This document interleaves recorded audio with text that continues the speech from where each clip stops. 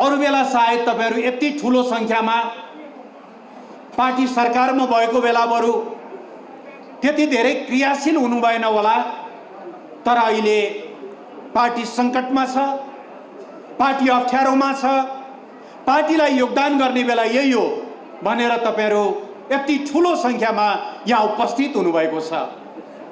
म तपाईहरुलाई बधाई दिन चाहन्छु। वास्तवमा नेकपा एमालेलाई बचाउने र बचाउँदै आएको तपाईहरु जस्तै एकदम अग्नि परीक्षामा खारिएका कमरेडहरुले हो। सरकारमा भएको बेला बरु कतिपय बेला अवसरवादी मान्छेहरु वरिपरि घुमेका हुन सक्छन्, तर यो संकटको बेला तपाईहरु पार्टीलाई बचाउनका निम्ति, पार्टीलाई अगाडि बढाउनका निम्ति र पार्टीलाई फेरि पुरानै ठाउँमा फर्काउनका निम्ति कृत संकल्पित भएर लाग्नु भएको छ। तपाईहरुको यो कमरेडली भावनाको, यो पार्टी भावनाको निम्ति म यहाँहरुलाई हार्दिक बधाई दिन चाहन्छु, अभिनन्दन गर्न चाहन्छु, तपाईहरुलाई धेरै धेरै धन्यवाद भन्न चाहन्छु।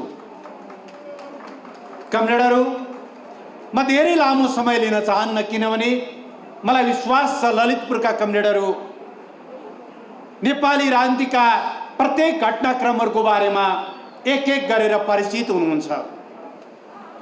किन यो घटना भयो, किन मुलुकमा यो परिस्थिति निर्माण भयो भन्ने बारेमा, यसका सबै नालीबेलीहरुको बारेमा पनि तपाईहरु प्रष्ट हुनुहुन्छ भन्ने म ठान्दछु।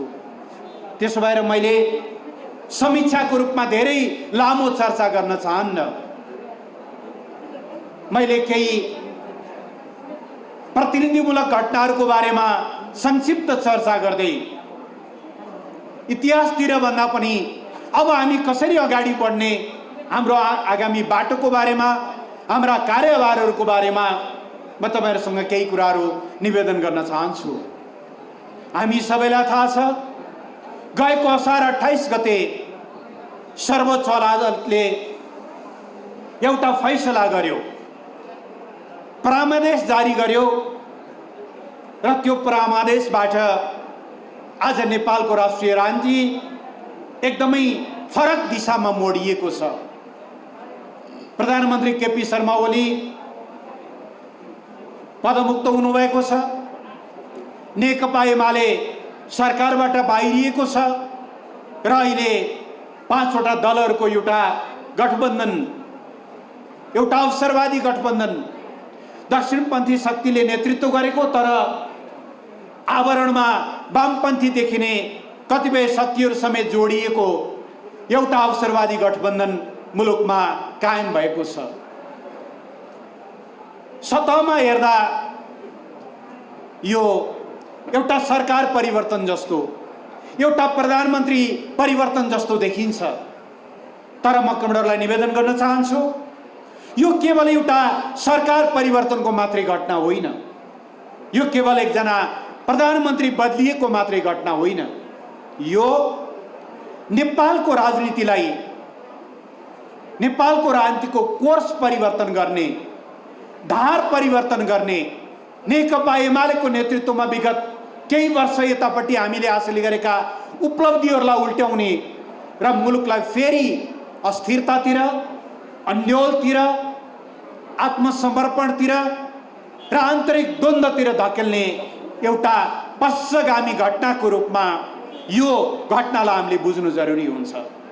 म कमरेडलाई निवेदन गर्न चाहन्छु, गएको करिब 10 वर्ष यतापट्टि नेपालको राष्ट्रिय राजनीतिलाई नेकपा एमालेले एउटा बेग्लै दिशा दिने एउटा प्रयत्न गर्यो, नेतृत्व गर्यो र त्यसमा सफलता प्राप्त गर्यो।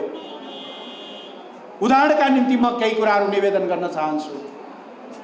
2063 साल मङ्सिर 5 गते हामीले विस्तृत शान्ति सम्झौतामा हस्ताक्षर गर्यौं।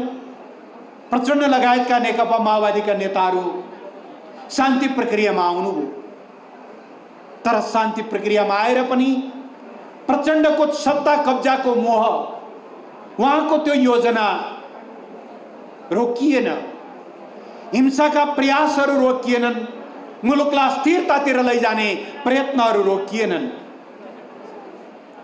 अवस्था यस्तो थियो, एकचोटि त्यो ज्यादतीको बारेमा कोही बोल्न नसक्ने, कोटेश्वरका व्यापारी रामहरि श्रेष्ठलाई अपहरण गरेर चितवन पुर्याइएर हत्या हुन्छ, कोही बोल्दैन। काठमाडौँमा देशभरका कार्यकर्ताहरू कब्जा जम्मा गरेर सत्ता कब्जाको रिहर्सल हुन्छ, कोही बोल्दैन। हुँदै जाँदा नेकपा एमालेको नेतृत्व समेत गरुडको छाया परेको सर्प जस्तो लटरपटर जस्तो त्यो अवस्थामा राष्ट्रिय राजनीति भएको बेला कमरेड केपी शर्मा ओलीको नेतृत्वमा हामीले त्यो उन्मादलाई मत्थर पार्ने हामीले अभियानको नेतृत्व गर्यौं। शान्ति प्रक्रियामा इमानदार हुनुपर्छ माओवादी, सत्ता कब्जाको बाटोमा होइन, हिंसाको यो बाटो हिँड्न पाइँदैन, सत्ता कब्जा हुन सक्दैन। लगातार हामीले त्यो दबाव र त्यो प्रतिवाद गर्यौं र मुलुक एउटा स्थितिबाट शान्तितिर फर्कियो। नेकपा एमालेले त्यो शान्ति प्रक्रियामा आइसकेपछि पनि हिंसा र सत्ता कब्जाको बाटोतिर लैजाने त्यो प्रयासलाई निस्तेज पार्यो। पहिलो। दोस्रो, एक अवस्था यस्तो आयो, पहिचानको राजनीतिको नाउँमा सिङ्गो तराई जहाँ झन्डै 51% जनसङ्ख्या बसोबास गर्छ, त्यहाँ एक मधेस एक प्रदेश, तर पहाड जहाँ झन्डै 49% जनसङ्ख्या बस्छ, त्यहाँ 12वटा 14वटासम्म प्रदेश, त्यो पनि जातीय आधारमा। काठमाडौँलाई नेवा राज्य, काठमाडौँ वरिपरि तामाङ राज्य, अलि पर गएर सुनुवार राज्य, अलि पर गएर राई राज्य, अझ पर गएर लिम्बू राज्य, पश्चिमतिर गयो मगर राज्य, गुरुङ राज्य। यो 125 जात जाति र 123 भाषाभाषी भएको मुलुकलाई जातीय आधारमा विखण्डित गर्ने एउटा हुइम चल्यो। अवस्था यस्तो भयो, पहाडिया साथी देख्दा तराईको साथी डराउनु पर्ने, तराईको कमरेड देख्दा पहाडको साथी तर्सिनु पर्ने जस्तो त्यो विखण्डनतिर मुलुकलाई लैजाने प्रयत्न भइरहेको बेला खबरदार, त्यो कुरा हुन सक्दैन। एक मधेस एक प्रदेश हुन सक्दैन, जातीय राज्यहरू हुन सक्दैनन्। यो नेपाल, अघि हामीले राष्ट्रगानमा गाए जस्तै, सयौं थुङ्गा फुलका हामी एउटै माला नेपाली, हामी एउटै नेपाली हौं। नेपाल एक राष्ट्र हो, यो बहुराष्ट्र होइन हो, यो बहुजातीय हो, यो बहुसांस्कृतिक हो, यो बहुभाषिक हो, बहुधार्मिक हो, तर नेपाल एक राष्ट्र हो, यो राष्ट्रहरूको महासंघ होइन। यो कुराको लगातार प्रतिवाद गर्यौं। आज त्यो स्थिति अन्त्य भएको अवस्था छ, त्यसको नेतृत्व नेकपा एमालेले गर्यो। संविधान बनाउने बेला हो, कुनै पनि संविधान त्यो देशको मूल कानुन हो। संविधान कस्तो बनाउने भन्ने कुरा त्यहाँका जनताहरूको आफ्नो इच्छाको कुरा हो, उनीहरूको अधिकारको कुरा हो। तर नेपालले संविधान बनाउँदै गर्दा यो संविधान बनाउन पाइँदैन भनेर रोक्ने प्रयत्नहरू भए। संविधान सभाबाट संविधान तयार भइसकेपछि राष्ट्रपतिबाट घोषणा हुन नदिन भएका हस्तक्षेपहरू तपाईँ हामी सबैलाई सम्झना छ। यही नेकपा एमाले हो जसले हामी आफ्नो संविधान आफै बनाउँछौँ, यसमा कसैले रोक्न पाइँदैन, कसैले दबाब दिन पाइँदैन भनेर अस्वीकार गर्यो र सार्वभौम सत्ता नेपाली जनताले प्रयोग गर्दै संविधान बनाउने कुराको अगुवाई गर्यो। चौथो, त्यसो गरे बापत 72 साल वैशाखमा विनाशकारी भूकम्प गएको मुलुकमा संविधान जारी भएको असोज 3 गते पछि भूकम्पको 6 महिना बित्दा नबित्दै नाकाबन्दी लाग्यो। पेट्रोलियम पदार्थ आउँदैन, खाद्यान्नहरू आउँदैन, जीवन प्रदायक औषधिहरू समेत पनि रोक्ने प्रयत्नहरू भए। नेपाली कांग्रेस जस्ता कतिपय पार्टीहरू नाकाबन्दीलाई नाकाबन्दीसम्म भन्ने हिम्मत राख्दैनथे, आँट गर्दैनथे। त्यति बेलाको प्रधानमन्त्री केपी शर्मा ओली, जसले भारतबाट निम्ताउँदा समेत जबसम्म नाकाबन्दी अन्त्य हुँदैन तबसम्म म तपाईको मुलुकमा भ्रमण गर्न र मेजबानी खान आउन सक्दिनँ, सबभन्दा पहिले नाकाबन्दी अन्त्य गरियोस् भनेर यो नाकाबन्दीको अन्त्य गर्ने कुराको अगुवाई नेकपा एमाले गर्यो। चौथो, पाँचौं, यो भूपरिवेष्टित देश, यसले सबैतिरबाट समुद्रसम्म पुग्न पाउने पारवन सुविधा पाउनु पर्थ्यो, तर त्योभन्दा अगाडिका शासकहरूले कहिल्यै पनि त्यो कुराका निम्ति प्रयत्न गरेनन्। यही नेकपा एमालेको नेतृत्वमा हामीले चीनसँग पारवन सन्धि गर्यौं, पारवन प्रोटोकलमा हस्ताक्षर गर्यौं, चीनबाट 4वटा समुद्री बन्दरगाह र 3वटा सुक्खा बन्दरगाहहरू हुँदै अब नेपालले भारतको बाटो भएर पनि चीनको बाटो भएर पनि समुद्रसम्म पुग्ने निर्बाध अधिकार प्राप्त गरेको छ। अब कहिल्यै नेपालमा नाकाबन्दी हुँदैन, नाकाबन्दी नहुने कुराको सुनिश्चितता यही पार्टीको अगुवाईमा हामीले गर्यौं।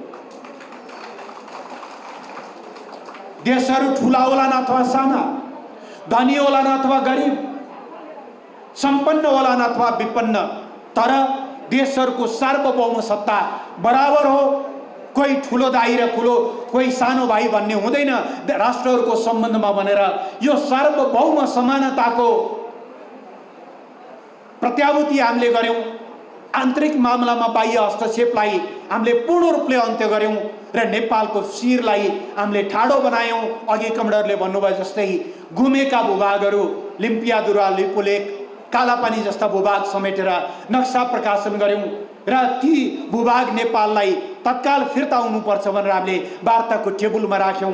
नेकपा एमालेको नेतृत्वमा यी कामहरू अगाडि बढे। पार्टी राष्ट्रिय राजनीतिको केन्द्र भागमा पुग्यो। कुनै बेला नेकपा एमालेको अवस्था कस्तो थियो तपाईहरुलाई सबैलाई सम्झना छ।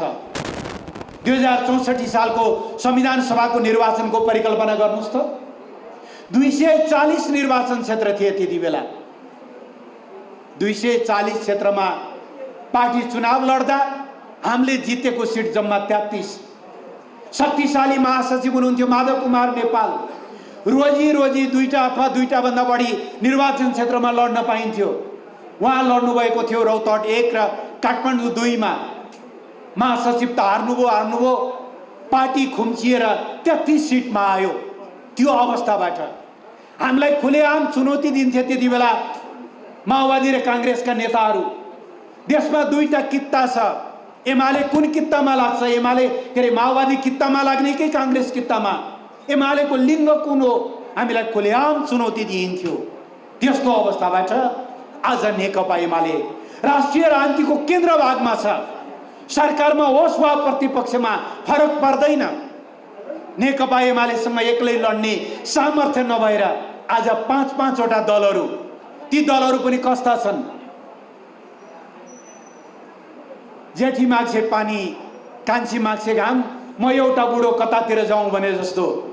चित्रबहादुर केसीजीलाई संहिता सुन्नै हुँदैन। उपेन्द्र यादवजीलाई अहिलेको 7वटा प्रदेशले पुगेकै छैन, उहाँ 11वटा 12वटा बनाउन चाहनुहुन्छ। तर एउटै हलमा नारिएर हिँड्नु भएको छ। के कुन बारी जोत्न हो थाहा छैन। यो अवसरवादी गठबन्धन हो। यो अवसरवादी गठबन्धन यस कारणले निर्माण भएको हो कि नेकपा एमालेसँग एक्लै लड्ने सामर्थ्य उहाँहरू कसैसँग छैन। आज पनि 22 जना 23 जना सांसदहरू चोइटिएर जाँदाखेरि पनि प्रतिनिधि सभामा 49 सिट सहित नेकपा एमाले एक्लै छ। त्यस मुनिको नेपाली कांग्रेससँग जम्मा 61 सिट छ। कांग्रेसले हामी बराबर हुन अर्को सिंगै पार्टीलाई एकता मान ल्यायो भने मात्रै बल्ल एक नेकपा एमालेसँगको बराबरी हुन्छ। यस ढङ्गले राष्ट्रिय राजनीतिलाई हामीले केन्द्र भागमा स्थापित गर्यौं र 62-63 को परिवर्तनपछि मुलुकमा संविधान निर्माण भएपछि अब एक ढङ्गले राजनीतिक क्रान्ति पुरा भयो। अब मुलुकमा आर्थिक सामाजिक रूपान्तरण र समृद्धि हामीले स्थापित गर्नुपर्छ। यो क्रान्तिको लाभ यदि जनताले प्राप्त गर्न सकेनन् भने कुराले मात्रै जनताको पेट भरिँदैन। अब गणतन्त्र प्रत्येक भोका किसानहरूको गाँसमा, प्रत्येक वृद्ध बाआमाहरूको वृद्ध भत्तामा, प्रत्येक स्कुल जान नपाएका नानीहरूको स्कुलसम्मको पहुँचमा, प्रत्येक बिरामी नागरिकको निःशुल्क औषधि उपचारमा, घर नभएका सुकुम्बासीहरूलाई त्यो गणतन्त्र घर बनेर आउनुपर्छ। फुसको छाना भएका गरिब विपन्न नागरिकहरूको आँगनमा त्यो गणतन्त्र जस्ताको छाना भएर आउनुपर्छ। अर्थात् अबको हाम्रो प्राथमिकता, अबको हाम्रो एजेन्डा आर्थिक विकास र समृद्धि हुनुपर्छ भनेर हामीले विकासको बहसलाई अगाडि बढायौँ। धेरै वर्षदेखि हामीले विकासका सपनाहरू देख्न छोडेका थियौँ।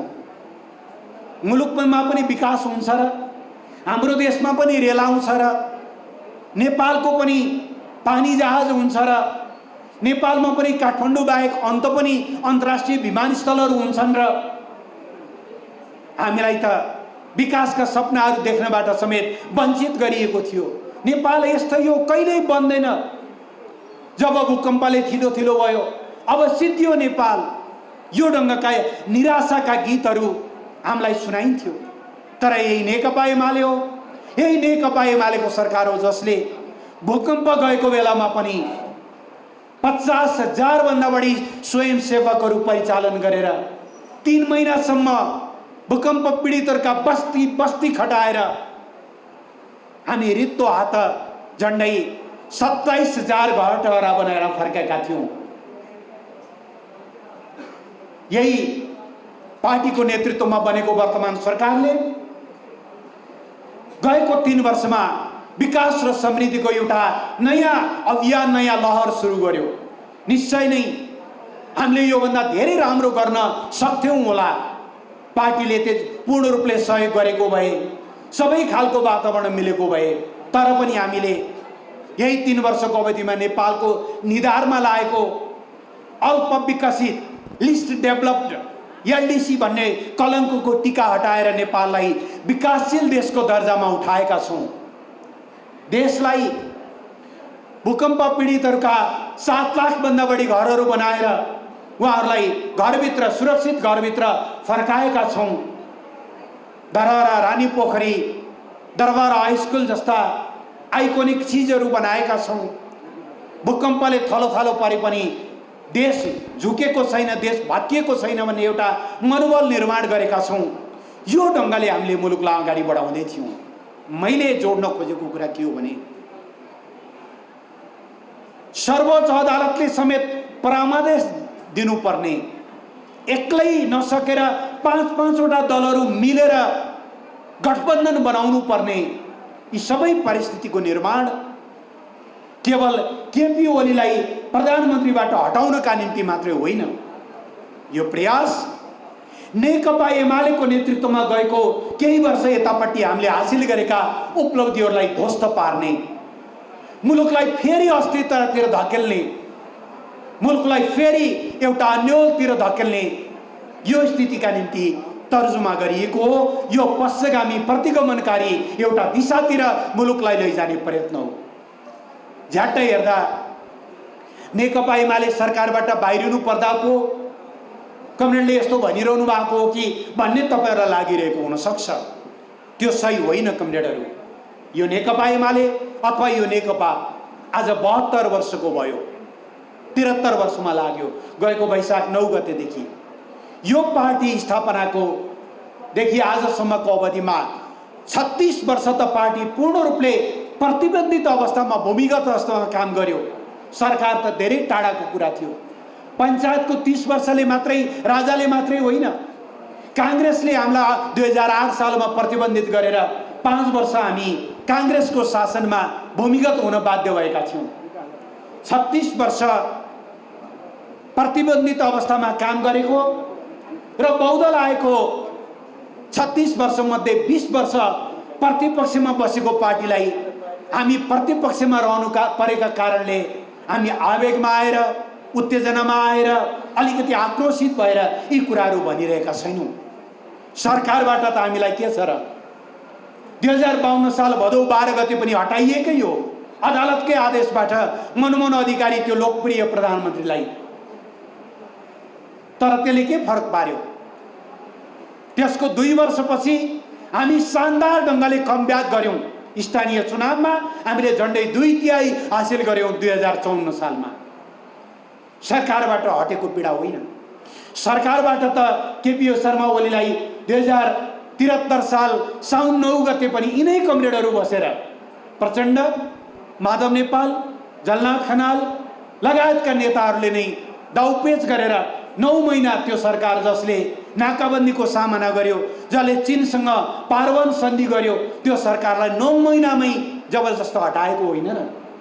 त्यसकारणले सरकारबाट हट्नु परेको कुरामा हामीलाई रत्तिभर कुनै पीडाबोध पनि छैन, पश्चाताप पनि छैन।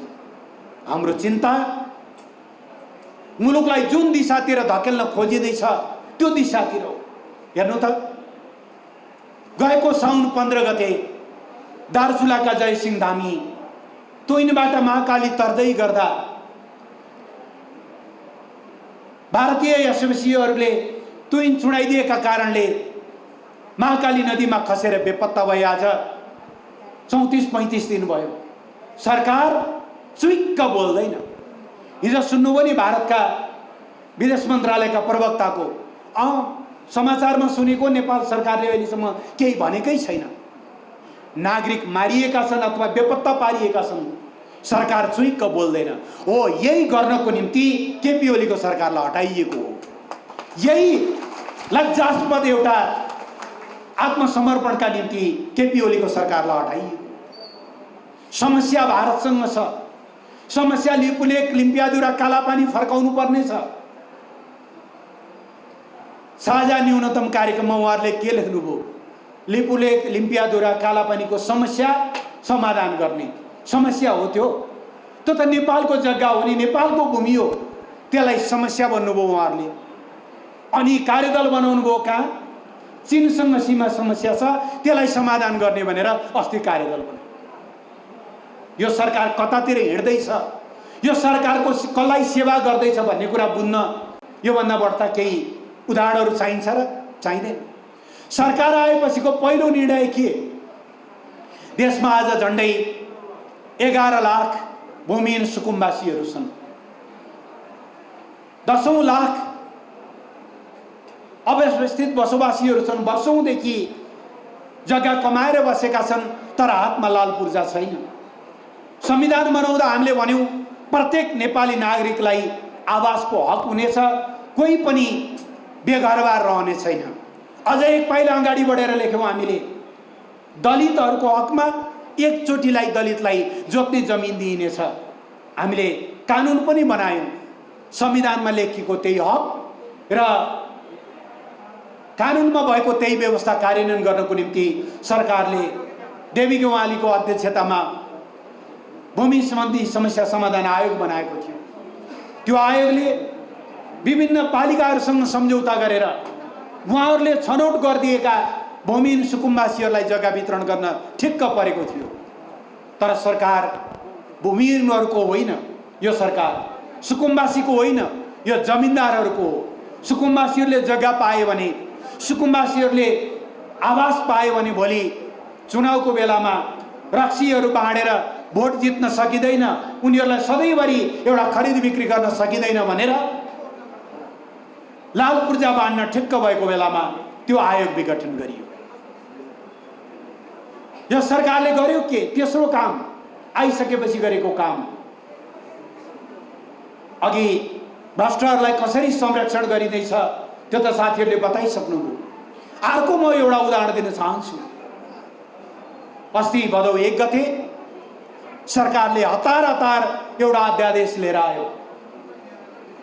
अहिलेको व्यवस्थामा पार्टी विभाजन गर्नका लागि केन्द्रीय कमिटीमा पनि 40% र संसदीय दलमा पनि 40% मात्रै भएर मात्रै बल्ल पार्टी फुटाउन पाइन्छ।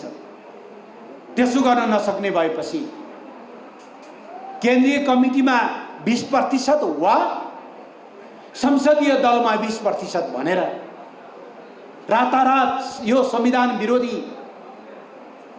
यो लोकतन्त्र विरोधी, यो राजनीतिक स्थिरता विरोधी एउटा कदमको रूपमा हतार अध्यादेश ल्याइयो। त्यो अध्यादेशको शिकार आज नेकपा एमाले भयो, अर्को पार्टी भयो। माधव नेपालहरू त्यही चस्केलाबाट छिरेर उहाँहरूले एउटा गुट निर्माण गर्नुभयो, पार्टी निर्माण गर्नुभयो। पार्टी फुटाएर जानुभयो, नाम राख्नु भएको छ एकीकृत।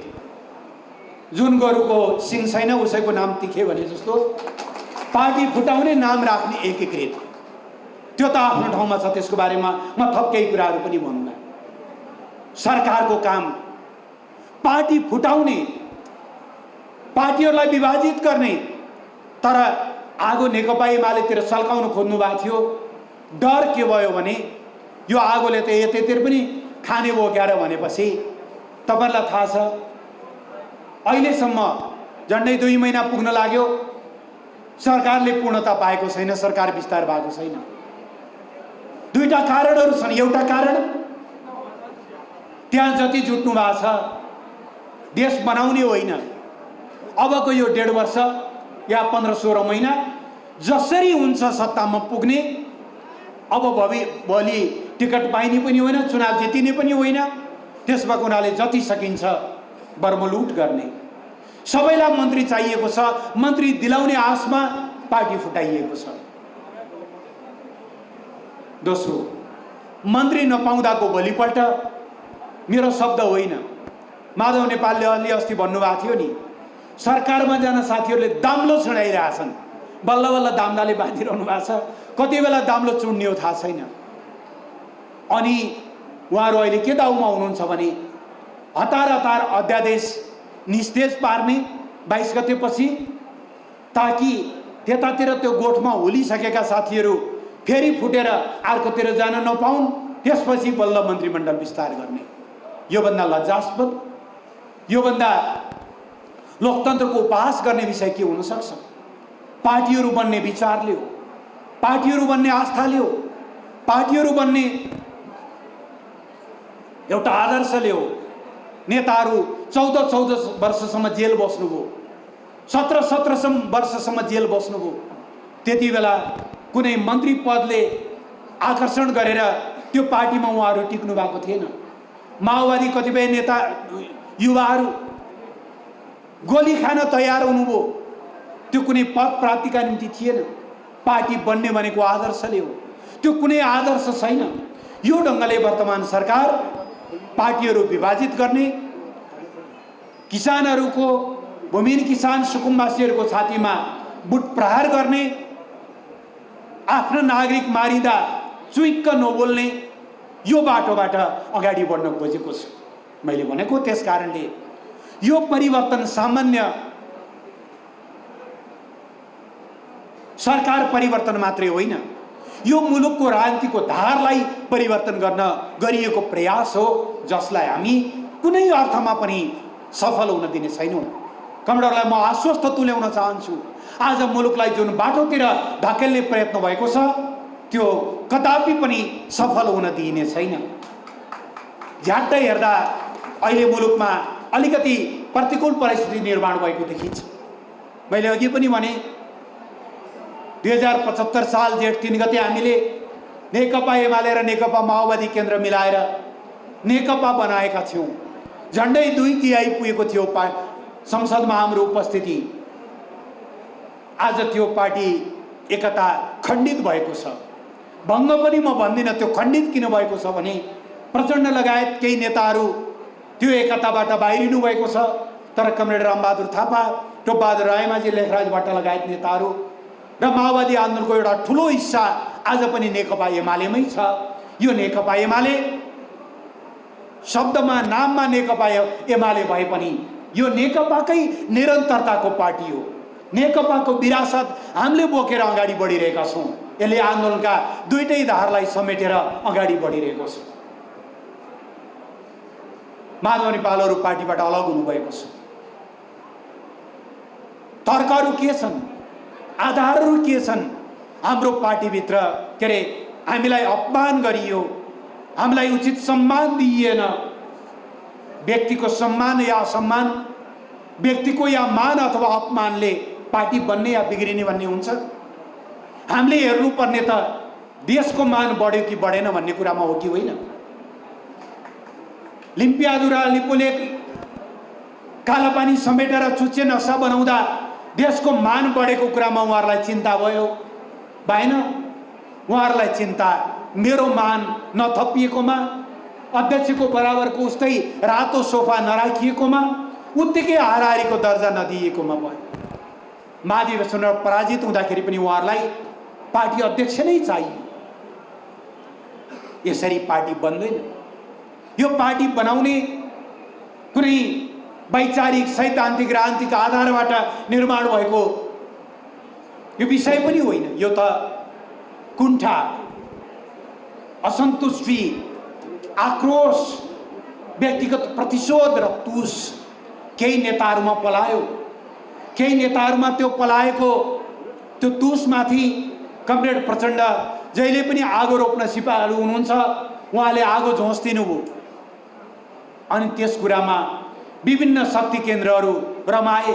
नेकपा एमालेलाई कमजोर गर्न पाए मात्रै नेकपा एमालेको नेपालको देशभक्तिपूर्ण आन्दोलनलाई कमजोर गर्न सकिन्छ, नेपालको सामाजिक रूपान्तरणको अभियानलाई कमजोर गर्न सकिन्छ, नेपालको समृद्धिको अभियानलाई कमजोर गर्न सकिन्छ भन्ने विभिन्न शक्ति केन्द्रहरूले ठाने।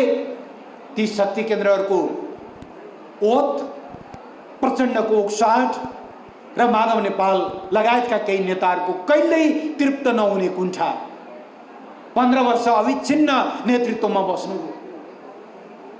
कसरी चल्यो पार्टी कहाँ पुग्यो हामी सबैलाई थाहा छ। तर कमरेड केपी ओली नेतृत्वमा पुगेको त जम्मा एकपटक हो नि त। 71 साल साउन 1 गते 9औं महाधिवेशनमा उहाँ अध्यक्ष निर्वाचित हुनुभएको थियो। पार्टी एकीकरण नभएको भए 76 सालमै महाधिवेशन भएर सायद उहाँ बिदा भइसक्नुहुन्थ्यो होला, या पार्टी एकीकरण कायम रहेको भए अस्ति चैतमा महाधिवेशन हुन्थ्यो, एकता महाधिवेशन, उहाँ बिदा हुनुहुन्थ्यो। तर एउटा नेतालाई एउटा महाधिवेशनको कार्यकालभरि पनि फुल टर्म काम गर्न नदिने, एउटा प्रधानमन्त्रीलाई एउटा चुनावबाट अर्को चुनावसम्म ढुक्कसँग काम गर्न नदिने, 1 वर्ष नाग्यो कि त एकदम जलन पैदा हुने, कति बेला सरकारबाट हटाउनु, 6 महिना आलो पालो गरेर हुन्छ कि 9 महिना आलो पालो गरेर हुन्छ कि, यो भागभण्डाको राजनीति, यो अस्थिरताको खेल। बस अहिलेको पार्टी विभाजनको पछाडि यिनै तत्त्वहरू, यिनै प्रवृत्तिहरूले काम गरेका छन्। यसमा कुनै सिद्धान्त छैन, यसमा कुनै विचारधारा छैन। त्यसकारणले यो टिक्ता पनि टिक्दैन। नेकपा एमालेको जगमा बनेको त्यो जनाधारबाट निर्वाचित केही नेताहरू अहिले उता जानुभएको छ। हाम्रो आग्रह छ गलत बाटो नजानुहोस्। तर यो कुराबाट हामी धेरै किन विचलित छैनौँ भने अबको 1.5 वर्ष, अबको 15-16 महिनापछि त चुनाव हुनु त अनिवार्य छ। आज त चुनाव हुन नदिएर जबरजस्त चुनावको ढोका थुनेर हामीले के भनेका थियौँ र जम्मा जम्मी प्रतिनिधि सभाले राम्रोसँग काम गर्न सकेन। प्रतिनिधि सभा एउटा समृद्धिको बहस गर्ने थलो हुनु पर्थ्यो, तर त्यहाँ नेताहरूको कुण्ठाहरू मात्रै पोखिन थाले। सरकार गठन र विघटनको एउटा अस्थिरताको खेल जस्तो बन्न थाल्यो। यो पुरानो जनादेशले काम गरेन। अब ताजा जनादेशमा जाउँ र जनताले जे भन्छन् त्यही आधारमा अगाडि बढौँ भनेको जम्मा जम्मी यही। तर त्यो जनादेशको बाटो जबरजस्ती थुनेर प्रतिनिधि सभा पुनर्स्थापना गरियो। ठिक छ, प्रतिनिधि सभा पुनर्स्थापना भयो, तर के मुलुकका समस्याहरूको बारेमा त्यहाँ बहस भएको छ? के समस्याहरू समाधान गर्न प्रतिनिधि सभालाई दिइएको छ? हिजो फागुन 11 गते अदालतले संसद पुनर्स्थापना गरेपछि फागुन 11 देखि लिएर जेठ 8 गतेसम्मका घटनाक्रम पनि हामीलाई थाहा छ। अस्ति असार 28 गते प्रतिनिधि सभा पुनर्स्थापना भएर साउन 3 गते बैठक बसेपछि अहिले भदौसम्मका घटनाक्रमहरू पनि थाहा छ। प्रतिनिधि सभालाई मुलुकको समस्या समाधान गर्ने थलोको रूपमा विकसित गर्न दिइएको छैन, किनभने हाम्रो देशमा केही नेताहरू यस्तो हुनुहुन्छ जसको सत्ताको तिर्खा जति बोतल पानी हालिदिए पनि, जति जार पानी हालिदिए पनि त्यो तिर्खा कहिल्यै मेटिँदैन। त्यसकारणले प्रतिनिधि सभालाई सत्ताको थलो, सत्ता प्राप्तिको थलो बनाइएको कारणले आज मुलुकका समस्याहरू यो ढङ्गले अगाडि आएका छन्। म यहाँहरूलाई यति निवेदन गर्न चाहन्छु, अहिले हामीले बेहोर्नु परेका धक्काहरू अस्थायी हुन्। नेकपा एमाले यस्तो धक्का विगतमा पटक पटक बेहोर्दै आएको छ। 2050 साल जेठ 3 गते आन्दोलन उत्कर्षमा रहेको बेला जननेता मदन भण्डारी र कमरेड जीवराज आश्रितको षड्यन्त्रपूर्ण ढङ्गले हत्या गरियो दासढुङ्गामा। कैयौँलाई लाग्यो अब आन्दोलन सकियो, विपक्षीहरूमा एउटा ठुलो खुसियाली छायो, अब एमाले सिद्धियो भनेर।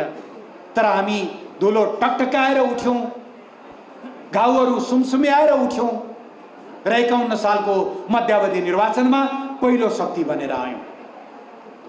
52 सालमा फेरि त्यस्तै धक्का लाग्यो नेकपा एमालेमाथि। 9 महिना लोकप्रिय काम गर्दै गरेको सरकारलाई जबरजस्त हटाइयो। धेरैलाई लाग्यो अब एमाले कहिल्यै सरकारमा फर्किँदैन। हामी 54 सालमा स्थानीय चुनावमा झनै सशक्त भएर फर्क्यौँ। एमालेको बहुमतको सरकार बन्ने एउटा स्पष्ट आधार थियो। त्यो आधार हुँदै गर्दा 54 सालमा यसै गरी पार्टीलाई विभाजित गरियो। नारा ठुला ठुला थिए त्यति बेला पनि, राष्ट्रवादका नारा, महाकाली सन्धिका नारा, के नाराहरू। नेकपा एमाले कमजोर भएन। 56 को निर्वाचनमा हामी फेरि 1/3 भन्दा बढी संख्या सहित सदनमा उपस्थित भयौँ। बहुमत त ल्याउन सकेनौँ, तर नेकपा एमालेलाई कमजोर बनाउने प्रयत्न फेरि पनि असफल भयो। 63-64 पछि यस्तो भयो एक अवस्थामा मानौ जता हेऱ्यो उतै मेरा नजरमा राम प्यारा छन् अथवा आखिर श्रीकृष्ण रहेछ एक भने जस्तो गरी जताततै माओवादी। एमाले त सिद्धियो। धेरै सम्पादकहरूले सम्पादकीय लेख्नुभयो, धेरै लेखकहरूले स्तम्भ लेख्नुभयो, धेरै ज्योतिषहरूले भविष्यवाणी गर्नुभयो एमाले सिद्धियो भनेर। त्यो हावामा त्यस पछाडि अर्को हावा बग्यो, जातीयताको हावा, क्षेत्रीयताको हावा। त्यो हावामा हाम्रा धेरै नेताहरू बग्नुभयो।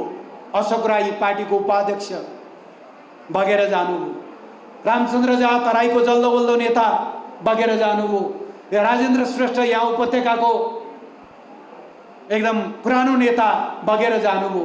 धेरैले गीत गाए त्यति बेला पनि। नेकपा एमाले त सिद्धियो। तर 70 को चुनावमा नेकपा एमाले अझ सशक्त बनेर आयो। 74 को निर्वाचनको मैले कुरा गर्नु पर्दैन। मैले भन्न खोजेको नेकपा एमालेका निम्ति आँधी तुफान, नेकपा एमालेका निम्ति केही नेताहरूको बहिर्गमन कुनै नौलो कुरा होइन। हामीलाई एउटै चिन्ता छ, हाम्रो निष्ठा जनता र देशप्रति रत्तिभर कमजोर हुन नपाओस्। हाम्रो एउटै चिन्ता देश र जनताको नजरमा नेकपा एमाले सधैँ सम्मानित होस्। हाम्रो शक्ति संसदका अङ्कगणितमा होइन, जनताको बहुदलीय जनवादको विचारमा छ। हाम्रो शक्ति कुनै ढङ्गले कृत्रिम ढङ्गले निर्माण गरिएको अरू कुनै सङ्ख्यामा होइन। हामीले जनताको मन जित्ने गरी गरेका काम र जनताको हृदयमा छ। सिंहदरबारको कुर्सी कहिले आउँछ कहिले जान्छ। हामीलाई तपाईहरू कार्यकर्ताहरूको र तपाईहरू जनताहरूको मनको कुर्सीबाट बाहिरिन नपाए पुग्यो र हामी त्यो कुर्सीबाट कहिल्यै बाहिर भएका छैनौँ। अनि त्यही शक्ति हो जसले नेकपा एमालेलाई फेरि पुरानै ठाउँमा फर्काउनेछ। त्यसकारणले म कमरेडलाई सारमा निवेदन गर्न चाहन्छु, अहिलेका धक्काहरूबाट, अहिलेका यी घटनाहरूबाट रत्तिभर विचलित नहुनुहोस्। जससँग शक्ति छ त्यसकै विरुद्ध मोर्चाबन्दी हुने हो, जससँग शक्ति छ त्यसकै विरुद्ध घेराबन्दी हुने हो। नेकपा एमालेमा छ शक्ति सामर्थ्य, त्यही कारणले यसका विरुद्ध घेराबन्दी भएको छ र यसलाई चिरेर हामी अगाडि बढ्छौँ। मेरो आग्रह छ कमरेडहरूलाई, यो बीचमा नेकपा एमालेको सङ्गठनात्मक जीवन धेरै अस्तव्यस्त भयो। पार्टी एकीकरण पश्चात हाम्रा नियमित बैठकहरू हुन पाएनन्, हाम्रा प्रशिक्षणहरू हुन पाएनन्, सदस्यता नवीकरण भएन, जनसङ्गठनहरू परिचालित भएनन्। नेकपा एमाले कस्तो पार्टी हो भने जहाँ जनताको समस्या त्यहाँ एमाले, भूकम्पले घर भत्कियो दौडेर नेकपा एमाले पुग्छ, बाढीले खेत बगाउँछ दौडेर नेकपा एमाले पुग्छ, महिलामाथि यौन हिंसा हुन्छ न्यायका लागि बलात्कारीहरूलाई दुराचारीहरूलाई कारबाही गर्न सबभन्दा अगाडि नेकपा एमाले झन्डा लिएर पुग्छ, दलितमाथि विभेद हुन्छ सबभन्दा पहिले उनीहरूका सम्मानका लागि नेकपा एमाले आवाज उठाउँछ। यसरी आन्दोलनबाट जन्मिएको पार्टी हो। यो बिचमा हामी त्यसरी जनतासँग जोडिन पाएनौँ। हाम्रा पार्टी बैठकहरू खास गरेर केन्द्रका कहिले पनि यी विषयहरूमा केन्द्रित हुन पाएनन्। बैठक भयो रडाको सुरु हुन्छ, कसको सोफा ठुलो कसको सोफा सानो, कसको कुर्सी आरामदायी कसको कुर्सी अलिकति अप्ठ्यारो, कसको मर्यादा 1 नम्बर कसको मर्यादा 4 नम्बर। देशको मर्यादातिर, जनताको मर्यादातिर, देशको सम्मानतिर, जनताको सम्मानतिर होइन। पार्टी यही अन्तरङ्ग एउटा किचलोमा फस्दै गएको थियो। अहिले अब नेकपा एमालेलाई पुरानै ठाउँमा फर्काउनुपर्छ। हिजोको जस्तै एकदमै जल्दो बल्दो पार्टी, जनतालाई समस्या पर्यो सिट्ठी फुक्यो कि त नेकपा एमालेको पल्टन गुरुरुर दौडेर त्यहाँ पुग्यो। यो ढङ्गको पार्टी, जनतालाई अप्ठ्यारो पर्यो कसैले भन्नु नपर्ने त्यहाँ नेकपा एमाले पुगेको छँदैछ। पहिले पहिले हामीले गीत गाउँथ्यौँ, टाढैबाट चिनियो ढाका टोपी लाउनेलाई भने जस्तो। जब अप्ठ्यारो पर्छ ढाका टोपी लाएको जस्तै गरी चिनिने गरी नेकपा एमाले त्यहाँ पुग्ने, यो गतिशीलतामा नेकपा एमालेलाई लैजान जरुरी छ। यसो भनिरहँदा एउटा तथ्यलाई म कमडालाई फेरि दोहोऱ्याउन चाहन्छु। नम्बर 1, अघि पनि मैले भने अदालतको फैसलाले नेकपा एमाले र नेकपा माओवादी अलग अलग हुनु परेको भए पनि यो नेकपा एमाले नेकपाकै निरन्तरताको पार्टी हो। यो पार्टीमा आज माओवादी आन्दोलनबाट जन्मिनुभएका खारिनुभएका थुप्रै नेता कमरेडहरू हुनुहुन्छ। यो नै एउटा एकीकृत पार्टी हो। पहिलो तल पार्टी निर्माण गर्दा, अभिव्यक्ति दिँदा, बोल्दा, समेट्दा सबै कमरेडरलाई आज हामी हिजोको नेकपा एमाले र माओवादी केन्द्रका असल पक्षहरू मिलेर बनेको एउटा एकीकृत पार्टी हो भन्ने कुरालाई हामीले लैजानु जरुरी छ। एक। दोस्रो, नेकपा एमालेभित्र लामो समयदेखि आन्तरिक कचिङ्गलहरू सुरु भयो। माधव कमरेडको लक्ष्य त्यो रहेछ, पार्टी फुटाउनु रहेछ। हामीले हर सम्भव प्रयत्न गऱ्यौँ, यो गरेर हुन्छ कि त्यो गरेर हुन्छ कि। हुँदै जाँदा महादेव सुन पराजित नेतालाई ल भइहाल्यो दोस्रो अध्यक्ष, दोस्रो वरियताको अध्यक्ष बनाएर पार्टी बच्छ भने त्यो पनि गरौँ भनेर भनियो। उहाँको उद्देश्य बेग्लै रहेछ, उहाँ अलग्गिएर जानु। तर यो भित्रका धेरै अन्यलहरूलाई चिर्दै हामीले अस्ति असार 27 गते एउटा फैसला गऱ्यौँ। नेकपा एमालेलाई पार्टी एकीकरणभन्दा अगाडि 2075 साल जेठ 2 गतिको अवस्थामा फर्काउने भनेर। त्यही अनुसार आज पार्टी त्यो अवस्थामा फर्किएको छ र यो निर्णयसँगै पार्टीमा कमरेड अष्टलक्ष्मी साक्य, युवराज गेवाली, भीम रावल, घनश्याम भुषाल, योगेश भट्टराई, भीम आचार्य, गोकर्ण विष्ट लगायतका, रघु पन्त लगायतका नेता कमरेडहरू यो पार्टीको एकताको मूल प्रवाहमा समेटिनु भएको छ। पार्टी पुनः एकताबद्ध भएको छ। अस्ति हामीले भदौ 8 गते स्थायी कमिटी र भदौ 10 गते केन्द्रीय कमिटीको बैठक बसेर पार्टीलाई एकताबद्ध बनाएका छौँ। केही नेताहरू बाहेक महाधिवेशन गर्नेछौँ। यी कामहरू सहित अब पार्टीलाई हामीले गतिशील बनाउँछौँ, चलायमान बनाउँछौँ, ऊर्जावान बनाउँछौँ र आउने फागुन चैतमा हुने स्थानीय तहको निर्वाचनमा हिजो पनि हामी एक्लै लडेका हौँ, तपाईँहरूलाई थाहै छ। त्यति बेला कांग्रेस र माओवादीको गठबन्धन थियो। पहिलो चरणको चुनाव गर्दा सायद प्रचण्ड प्रधानमन्त्री हुनुहुन्थ्यो। दोस्रो चरणको चुनाव, दोस्रो तेस्रो चरणको चुनावमा शेरबहादुर देउवा चुनाव लड्दै को नेतृत्वमा प्रधानमन्त्री हुनुहुन्थ्यो। उहाँहरूले गठबन्धन गर्नुभएको थियो। एक्लै जित्ने आँट भएन भरतपुरमा। उपाय केही नलाएर, बत्ती निभाएर, मतपत्र च्यातेर, चबाएर, निलेर, उत्पात गरेर त्यति गर्दाखेरि पनि नेकपा एमाले त्यो चुनावमा एक्लै झन्डै 44% बहुमत सिटसहित पहिलो शक्ति बनेको थियो हिजोका दिनहरूमा। आज त हामीले 4 वर्ष 5 वर्ष स्थानीय तहमा काम गरेर स्थानीय सरकार चलाएर अगाडि बढेका छौँ। हामीले यी काम गर्यौँ भनेर जनताको बिचमा लैजाने एजेन्डाहरू छन्। हामीले स्थानीय तहको निर्वाचनको तयारी गर्नु छ र अबको 15-16 महिनापछि हुने प्रदेश र स्थानीय तहको निर्वाचनका लागि तयारी गर्नु छ। ठिक छ, परमादेशबाट हामीलाई हटाइएको छ, जनादेशबाट हामी फेरि फर्किनेछौँ सरकारमा। परमादेशबाट हामीलाई प्रतिपक्ष बनाइएको छ, जनताको मायाबाट हामी फेरि फर्किनेछौँ र देशलाई समृद्ध नेपाल सुखी नेपालीको त्यो अभियानमा अगाडि बढाउनेछौँ। यसका लागि सिङ्गो पार्टी जुरुक्क उठ्न जरुरी छ। ललितपुर जुरुक्क उठेको छ। म तपाईँहरूलाई बधाई भन्न चाहन्छु, तपाईँहरूलाई अभिवादन गर्न चाहन्छु, लाल सलाम गर्न चाहन्छु।